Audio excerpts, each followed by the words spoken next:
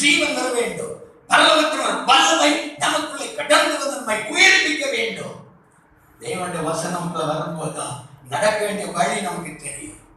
நாம் தேவ சமூகத்தில் எவ்வளவு அதிகம் வேதத்தை வாசித்து ஜெபிக்கிறோம், அது இருந்தால் நம்முடைய பிள்ளைகள் சீர்படுவார்கள், நம்முடைய பிள்ளைகள் கீழ்ப்படிவார்கள், நம்முடைய வீட்டில் வாதையுடைய போராட்டம் மேற்கொள்வார்கள்.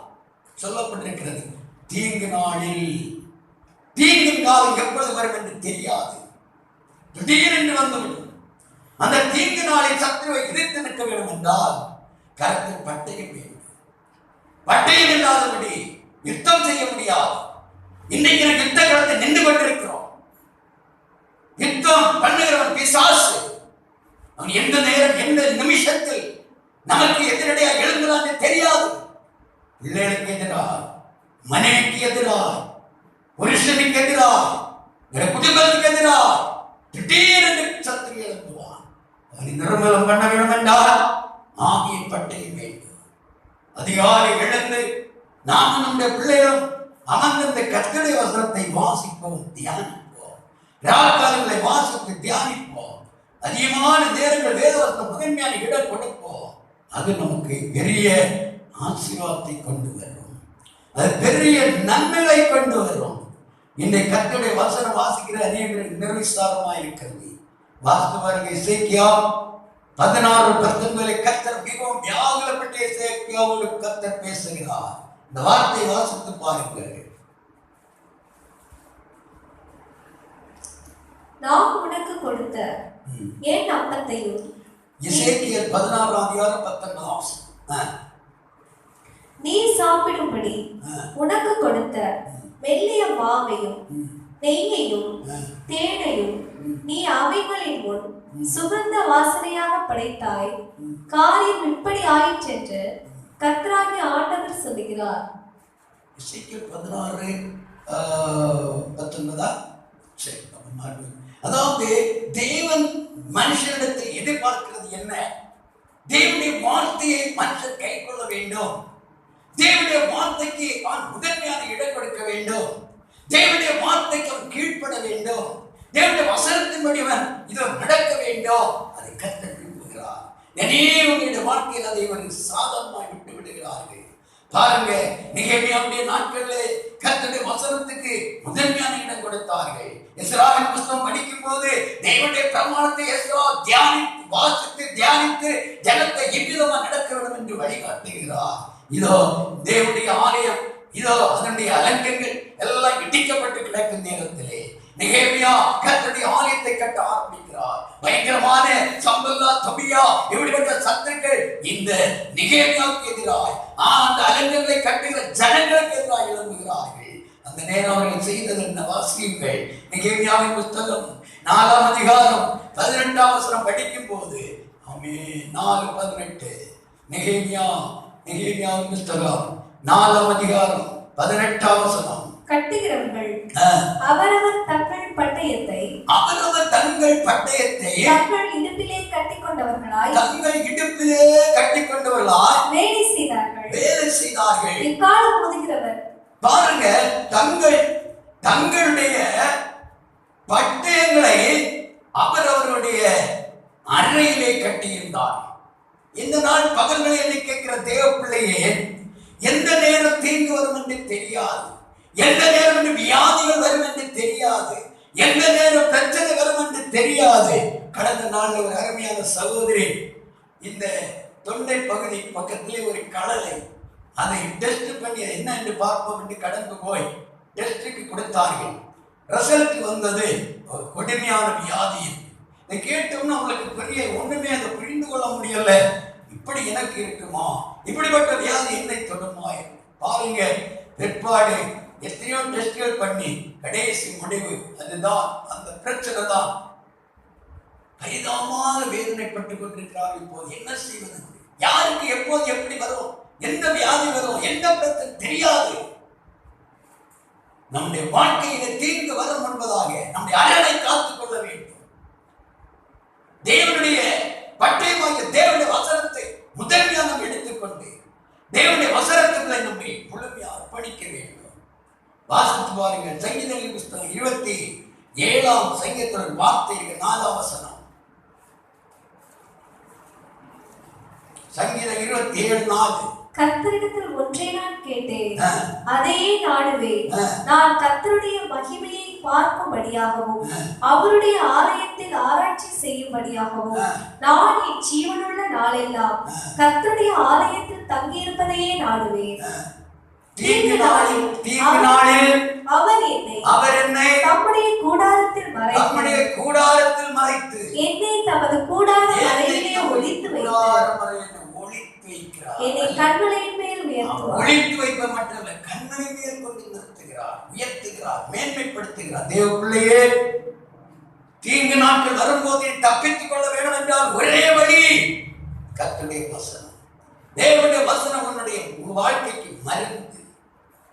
நீ கர்த்தருடைய வசனத்தை ஜெபித்து பார். காலையில் எழுந்திருந்த தேவனுடைய வசனம் மகிமையான இடம் கொடு.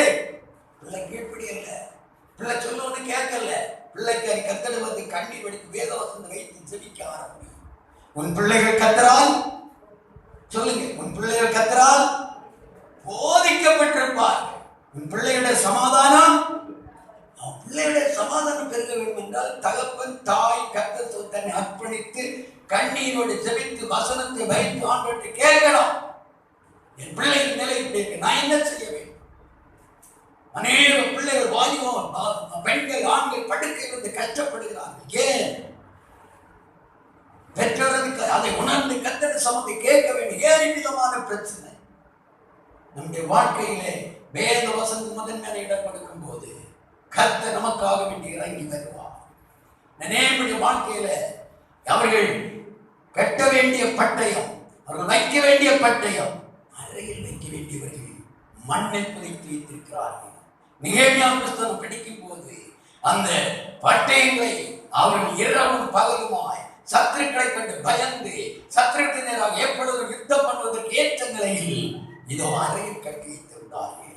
நம்முடைய இருதயத்திலே வேத வசனம் இருக்கிறதா? வேத வசனம் இருக்கும்போது சத்துரு நம்ம மேல் ஜெயம் எடுக்க முடியாது. இயேசுவிடத்துல பிசாசு அவரை சோதிக்கும்படி வருகிறான். அப்படி வரும்போது இதோ இயேசு பட்டயமாகிய வேத வசனத்தை கொண்டு அவனோடு யுத்தம் பண்ணுகிறான். ஒரு அல்லேலூயா சொல்லுவான், நல்ல அல்லேலூயா சொல்லுவோம். வேத வசனம் உனக்குள் இல்லாவிட்டால், உன் வீட்டுக்குள் இல்லாவிட்டால் சத்துரு உன்னை முறியடிப்பான், உண்மை ஜெயம் எடுப்பான். பாருங்க, ஆவியின் பட்டயம் உன் ஜீவியத்தில் இருக்கும்போது சத்துரு உன் பக்கம் நெருங்க மாட்டான். வேத வசனம் எப்பொழுதும் வெளிச்சத்தை கொடுக்கிறது, ஜீவனை கொடுக்கிறது. நம்ம வெள்ளிக்கிழமை ஆராதனை அந்த ஓலம் செஞ்சோம், அது நமக்கு தீர்த்து வந்திருக்கிறார். அன்றைக்கு ஒரு லீவை போட்டு வரலாம் கர்த்தர் சொன்னதுல எவ்வளவு மாதங்களாகி ஒரு ஆராதனை இல்லையே, ஜெபம் இல்லையே. இன்றைக்கு ஆண்டவர் ஒரு வழியை திறந்து நிர்விசாரிகளா நாம் இருக்கிறோம். தேவனுடைய வசனமாகிய பட்டயத்தை பயன்படுத்த தெரியாதவர்களாக இருக்கிறோம். ஒரு சம்பவத்தை வாசிக்க கேட்போம். 1 சாமுவேல் புஸ்தகம் 26ஆம் அதிகாரம் 7ஆம் வசனத்தை வாசிங்க. 1 சாமுவேல் புஸ்தகம் 26ஆம் அதிகாரம் 7ஆம் வசனம்.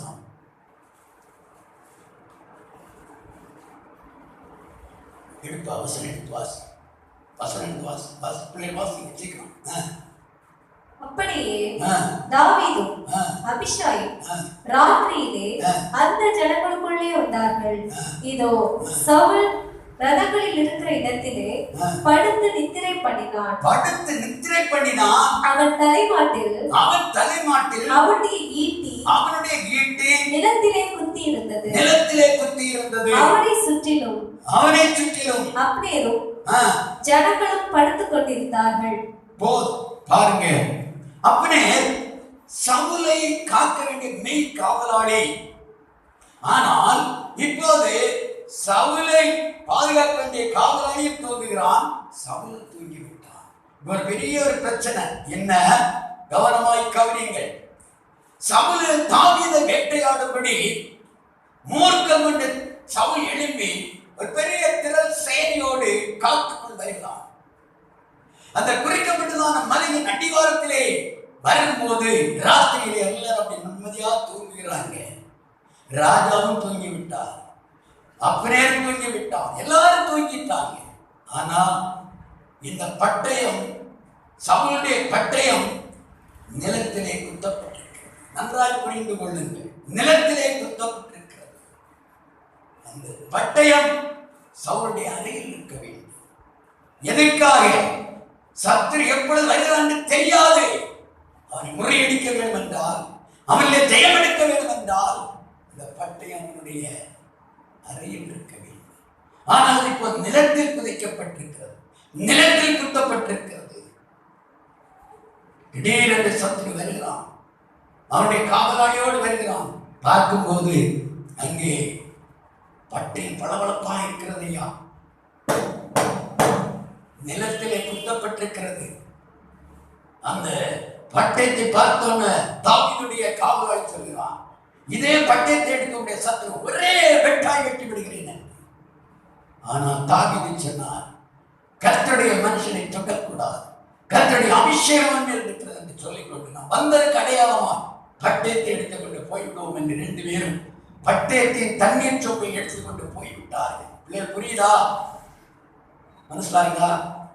எடுத்துக்கொண்டு போய்விட்டார்கள். மலையிலே போய் நின்று கொண்டு அருமையான தாவீது சத்தம் போடுகிறார், இஸ்ரவேலின் ராஜாவே, இந்த ராத்திரிகளிலே இந்த காட்டுக்குள்ள தெல்ல பூச்சை தேடியாதீர் வந்தீர்கள். இந்த சத்தத்தை கேட்டு சவுல் எழும்புகிறான். இங்கே பார்க்கும்போது ஈட்டியை காணோம். என்ன காணோம்? ஈட்டியை காணோம். அப்போது அவன் மன்னிப்பு கேட்கிறான். ஐயோ, உன் கையில் ஆண்டவர் நீ ஒப்பு கொடுத்தா, நீ நீதிமான், நான் இனிமேல் ஒன்று செய்யவில்லை என்று திரும்பி போகிறோம். ஆனால் அதுக்குள்ளே ஒரு காரியம் இருக்கிறது. என்ன? ராஜாவுடைய அறையில் இருக்க பட்டயம் நிலத்தில் குத்தப்பட்டிருக்கிறது. அநேகருடைய வாழ்க்கையிலே நிலம் என்பது இந்த உலகம். கர்த்தர் தந்த கிருபைகள், வரங்கள், கர்த்தர் கொடுத்ததான ஜெப ஆவி, கர்த்தர் கொடுத்த அபிஷேகம், கர்த்தர் கொடுத்ததான பட்டயமாகிய தேவனுடைய வசனம், இதெல்லாம் நிலத்திலே புதைத்து வைக்கிறார். ஜெபிக்க வேண்டிய நேரம் ஜெபிக்கிறது, ஆராதிக்க வேண்டிய நேரம் ஆராதிக்கிறது, தேவனுக்கு மகிமையான இடம் கொடுத்து போகிறதா என்று இத்தகத்தில் நிற்க வேண்டிய நானும் நீங்களும் நம்முடைய பட்டயத்தை நிலத்தில் புதைக்கிறோம். தேவன் விரும்பவில்லை. எல்லாமே கவனிங்க. ஜெபிக்கிறதுக்கு ஒரு நிர்விசாரம், ஆராய்க்கிறதுக்கு ஒரு நிர்விசாரம், வேதத்தை தியானிக்க ஒரு நிர்விசாரம், ஏனோ தானே என்னுடைய இருதயம். இசைக்கில் அந்த வசனத்தை ஏதோ மாறிவிட்டது. மறுநாள் நான் எடுத்துக் கொடுக்கிறேன். என்னுடைய ஜனத்தில் காணப்பட்ட பாவம் என்ன? நிர்விசாரம், சாங்கோபங்கம், ஆகார திரட்சை, 3 காரியத்தை சுட்டி காண்பித்தார். இந்த நாள் பகல் வேளையில் தேவன் சமந்த தேவ பிள்ளையே, கர்த்தருடைய காரியங்களை நீ நிர்விசாரியாகிறாதே. ஞானத்தினால் எடுக்க வேண்டிய நேரத்தை எடுத்து விடு. கடந்த நாளில் ஒரு அருமையான சவத்திடீர் என்று ராத்திரி சாப்பிட்டு கை கழுவும்போது கீழே சுருட்டு விழுந்து அதை எடுத்து பார்க்க முடிந்து விட்டார். என்னுடைய நெருங்கிய ஒரு நண்பர், உங்களுக்கு தெரியும், எத்தனை நாட்கள் சொன்னேன், ஏதேசம் 35 வருஷம் வரையிலும் என்ன எங்களுக்கு மிகவும் முக்கியமான ஒரு நபராக வேலைக்கு வருவாங்க. வரும்போதுதான் சொல்லுது இப்படி இருக்கக்கூடாது, வீட்டுக்கு தான் சொல்லுது, ஞானம் எடுக்கணும், கத்திரத்திடணும். ஆம், சரி சரி என்று சொல்வார். பாருங்க, என்ன ஆத்மா மீட்பில்லையே. ஞானத்தை எடுக்காவிட்டால், கிறிஸ்துவை தைத்து கொள்ளாவிட்டால், தேவ சத்தியமாகிய பட்டயத்தை கீழ்ப்படியாவிட்டால், தேவனுடைய வார்த்தைகளை அர்ப்பணிக்காவிட்டால் எப்படி பரலோகம் போவது? பரலோகம் போக நமக்குள்ள ஒரு தகுதி உருவாக வேண்டும். பாருங்க, நிறைய பேர் தேவனுக்கு அடுத்த காரியத்தை விழிப்பில்லை. அதை சாதாரணமாக நினைத்து விடுகிறார், அது ஒரு சாதாரணமாக சிந்தித்து விடுகிறார். என்னை கேட்கிற அருமையான தேவ பிள்ளையே, நீ ரட்சிக்கப்பட வேண்டிய காலத்தில் ரட்சிக்கப்பட்ட ஞானத்தில் அபிஷேகம் வாங்கி பரிசுத்தமா ஜீவித்தாதான் பரலோகம் போக முடியும். ஒரு அல்லேலூயா சொல்லும், நல்ல அல்லேலூயா சொல்லும். அது ஊழியக்காரனா இருந்தாலும் விசுவாசியா இருந்தாலும் பரிசுத்தம் தேவனுடைய ராஜ்யம் போக முடியாது. தேவன் எப்பொழுது நம்மை எதிர்பார்க்கிறது? சுத்தம் விரும்பும் சுத்த ஜோதியை விரும்பா அசுத்தம் யாவும் போக்குமே. சுத்தம் விரும்பும் சுத்த ஜோதியை விரும்பா அசுத்தம் யாவும் போக்குமே. பாவினே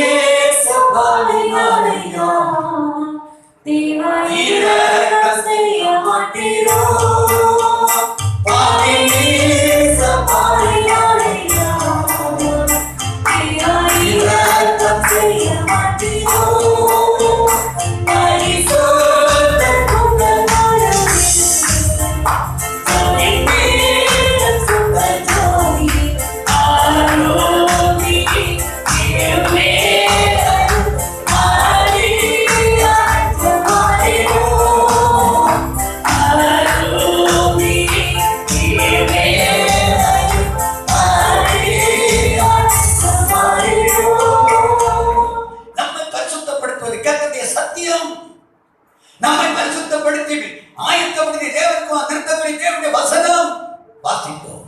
யோவான் 17:17.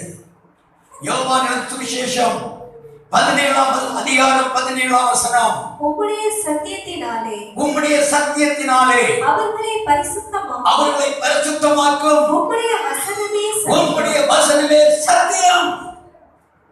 சத்தியமாகிய பட்டயத்தை கருத்தில் எடுப்போம். ஒவ்வொரு நாளும் மிகவும் கவனமாக வாசித்து தியானிப்போம். தேவனுடைய சத்தியமாகிய வசனத்தை முழுமையாக அர்ப்பணிப்போம். தேவனுடைய வசனத்தால் பரிசுத்தமாகுவீர்கள். நம்மை தேவனுடைய சந்தை கொண்டு இன்னைக்கு கேட்கிற வசனம் எல்லாம் இந்த உத்திரங்களும் கல்விகளும் பிடித்து வைத்திருக்கிறது. உங்களுடைய இருதயம் அதை பிடித்து வைத்திருக்கிறது. நீங்கள் ஒருவேளை மறந்துவிட்டேன் என்று சொல்லலாம். பாருங்க, தேவன் வருகிறார். அவர் பூமியை நியாயம் தீர்க்க வருகிறார். உலகத்தை சத்தியத்தோடும் ஜனங்களை நியாயம் தீர்க்க போகிறார். ஆனால் அவருடைய நியாயத்திற்கு நாம் நிற்காதபடி அதற்கு முன்பாக நாம் பரிசுத்தமாய் ரட்சிப்பையும் அபிஷேகத்தையும் பெற்றுக்கொண்டு ஞானஸ்நானம் எடுத்து பரிசுத்தத்திலே பரிசுத்தம் அடைந்து அவருடைய ராஜ்யம் போய் சேர நம்மை தகுதிப்படுத்துவோம். திடீரென்று கர்த்தர் வருவார்.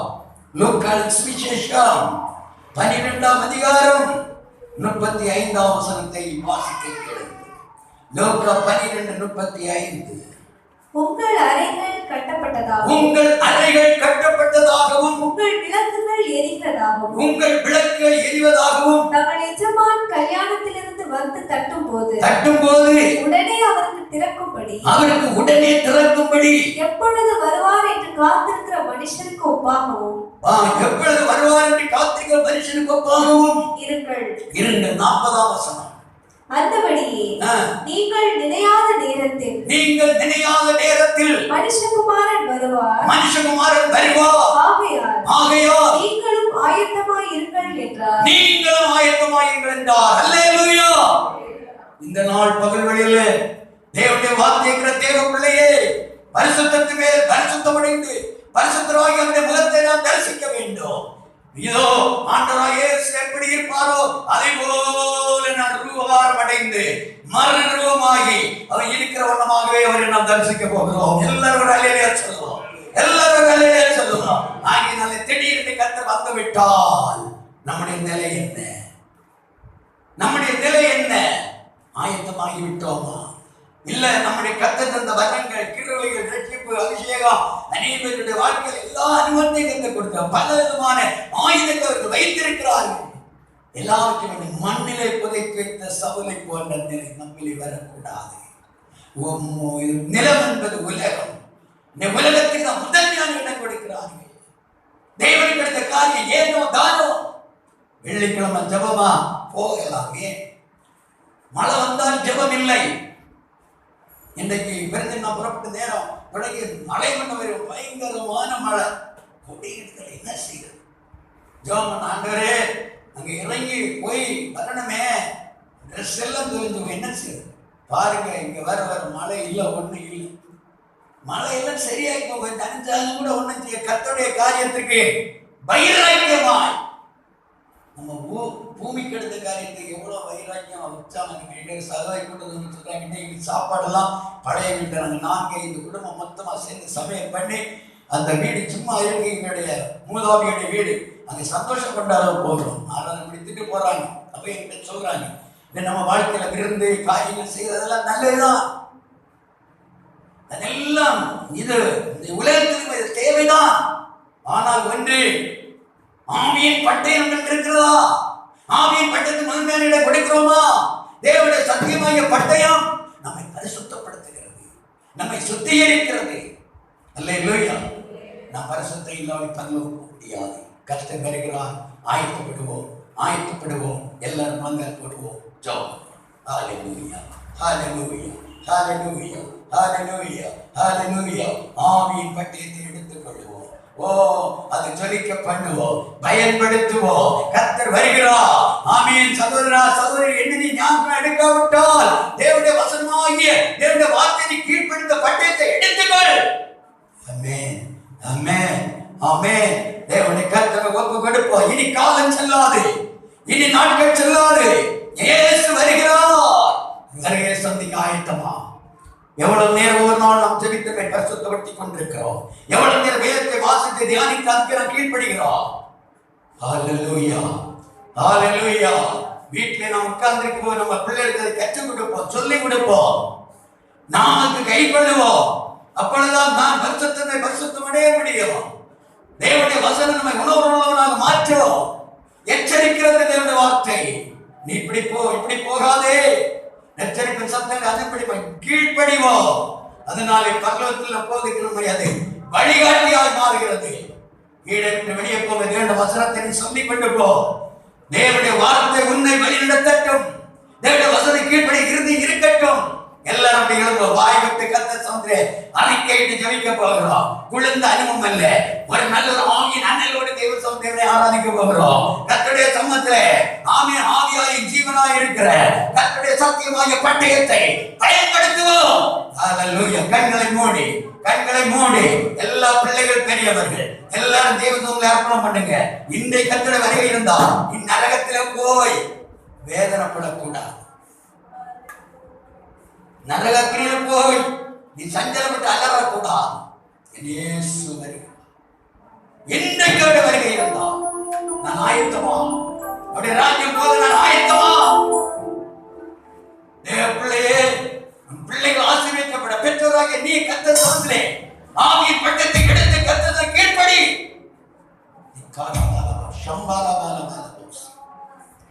மண்ணிலே புதைக்காத இனஞ்சன பந்துக்களுக்கு அடிபணிந்து, உலக காரியங்களுக்கு அடிபணிந்து, அவனுடைய ஜெப ஜீவத்தை குறைத்து, ஆராதனை குறைத்து இஷ்டம் போல் நடக்க ஆரம்பிக்கிறாயோ, கர்த்தரை கவனிக்கிறார். இந்த நாள் பகல்களில் தேவனுடைய ஆவியோடு பேசிக் கொண்டிருக்கிறார். ஆயத்தப்படு சகோதரா, சகோதரி, ஆயத்தப்படுகிற வருகைக்காக. இந்த பூமி வந்து ஒரு அழிய போகிறது. இன்று நீ மரித்தால் எங்கே போவார்? இன்று கர்த்தருடைய வருகின்ற ஒரு நிலை என்ன? அருமையான வாலிப சகோதரா, சகோதரி, அருமையான தேவ பிள்ளைகளுடைய நிலையை நீ சிந்திக்கப்பா. நிர்விசாரியாய் போகாதே. சாங்கோபமா நடைகளுக்கு வேண்டாம். இன்றைக்கு ரட்சணை தான். இன்றைய அனுக்கிரகா. ஆமென், ஆமென், ஆமென், ஆமென். ஐயோ, நான் போதகத்தை கீழாமல் போய்விட்டேன். போதகத்தை நான் மறந்தேன். ஐயோ, அலட்சியம் பண்ணினேன். இனி எனக்கு மீட்புண்டா என்று நாளைக்கு அலறக்கூடாது. இன்றைக்கு கர்த்தரை சொல்லுங்க ஒப்பவிடு. இன்றைக்கு கர்த்தரை வார்த்தையை கீழ்ப்படி. கர்த்தரை ஆசீர்வதிக்க முடியும். ஹல்லேலூயா, ஹல்லேலூயா. ஒரு நிமிஷம் சிந்திப்போம். ஆண்டவரே, இந்த நிலை என்ன? நீர் எனக்கு தந்த ஜெப ஆவியாக பட்டயம் நான் எங்கே வைத்திருக்கிறேன்? ஆராதிக்க வேண்டிய நேரம் ஆராதிக்காதபடி நிர்விசாரமாக போய் கொண்டிருக்கிறேனே. என்னை பரிசுத்தப்படுத்தும், என்னை பரிசுத்தப்படுத்தும், என்னை தகுதிப்படுத்தும். இன்னைக்கு நான் அர்ப்பணிக்கிறேன். ஹல்லேலூயா, ஹல்லேலூயா, ஹல்லேலூயா, ஹல்லேலூயா. இயேசுவே, இயேசுவே, இயேசுவே.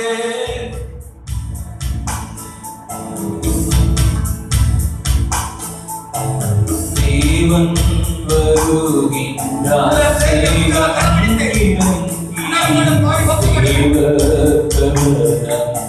காலம் நிறுத்தி பூமிதனை நியாயம் தீர்த்திடுவார்.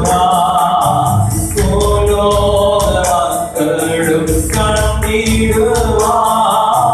பூமிதனை நியாயம் தீர்த்திடுவார். பூலோக மக்களும் கண்டிடுவார்.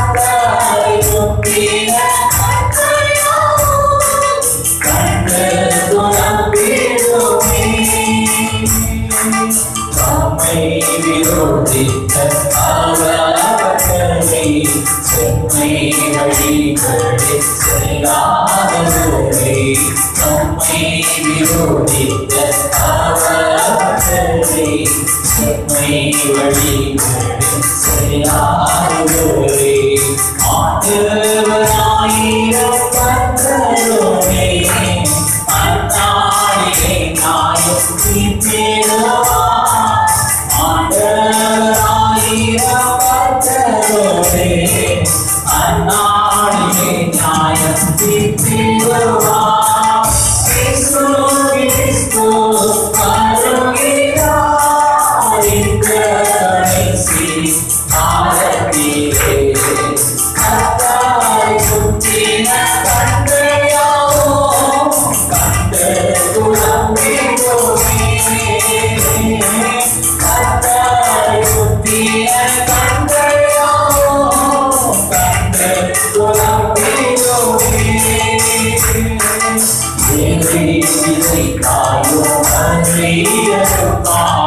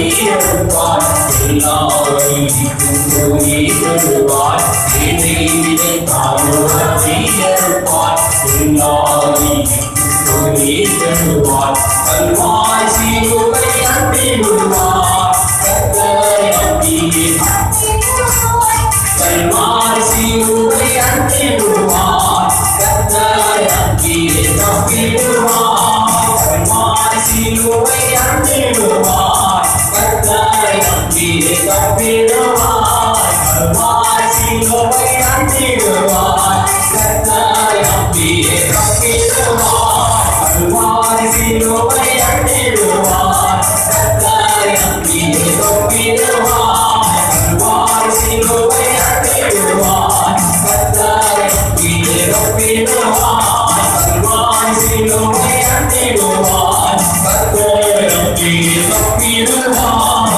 கல்வாய் சிலுவை அன்பி விடுவார் கர்த்தரை நம்பியே தப்பி விடுவார் இயேசு கிறிஸ்து வாழ்கிறார் இன்று கடைசி காலத்திலே கர்த்தரை கண்டெல்லாமோ கண்டு உறவிடுமே கர்த்தரை கண்டெல்லாமோ கண்டு உறவிடுமே இயேசு கிறிஸ்து வாழ்கிறார் இன்று கடைசி காலத்திலே கர்த்தரை கண்டெல்லாமோ கண்டு உறவிடுமே கர்த்தரை கண்டெல்லாமோ கண்டு உறவிடுமே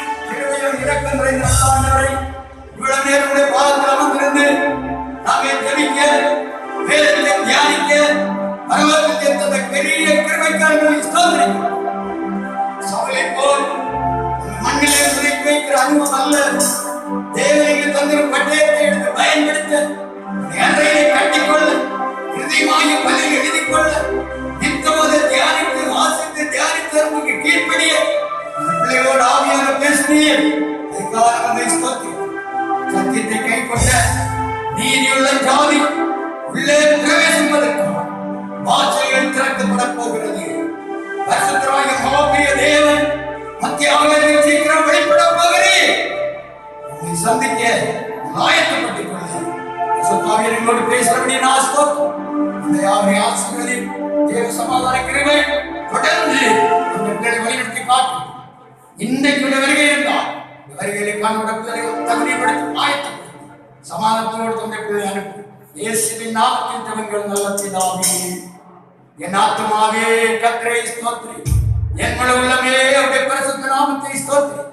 என் ஆத்துமாவே கர்த்தரை ஸ்தோத்திரி, கர்த்தர் செய்த சகல உபகாரங்களையும் மறவாதே. ஆமென். நம்முடைய கர்த்தராகிய இயேசு கிறிஸ்துவின் கிருபை, பிதாவாகிய தேவனுடைய அன்பு, பரிசுத்த ஆவியானவருடைய அந்நியமே நம் அனைவரோடு கிறிஸ்துவின் வருகையில் சதா காலம் தங்கியிருப்பதாக. ஆமென். ஆமென். வாராதி வார்த்தை துளியுங்கள்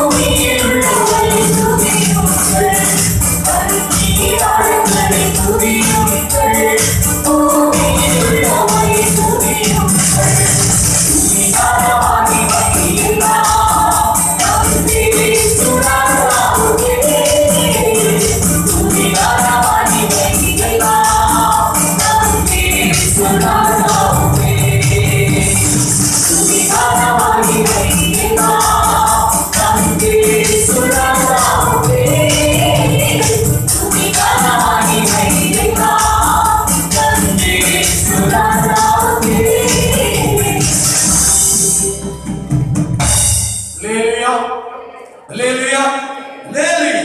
Praise the Lord, praise the Lord, praise the Lord.